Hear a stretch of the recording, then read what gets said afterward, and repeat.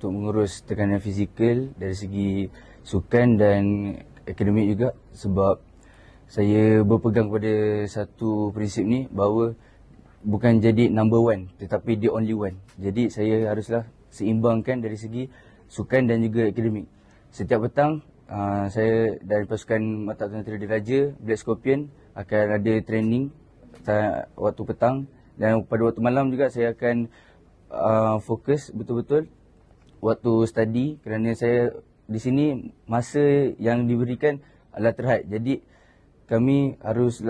saya akan pandai curi masa untuk belajar dan bagaimana untuk training dan untuk membanggakan nama Matap dalam sukan rugby.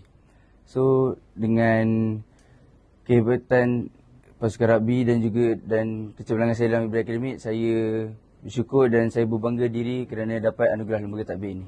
Apa yang saya nampak perubahan attitude dia, Alhamdulillah nampak banyak perubahan, especially on respect dengan ibu bapa, dengan kawan-kawan, dengan cikgu, dengan coach.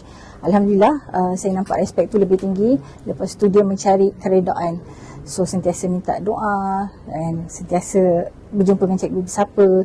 Lepas tu dengan kawan-kawan saya nampak respect lah. Respect. Lepas tu sentiasa fokus dengan apa yang dia hajat. Maksudnya apa yang dia nak, dia cuba fokus. Lepas tu pandai bagi masa. Maksudnya memang sangat busy dengan sukan, dengan akademik, dengan ketenteraan, tetapi dia cuba. Dia paksa diri, everything yang dia buat dia paksa diri, walaupun benda tu sangat penat.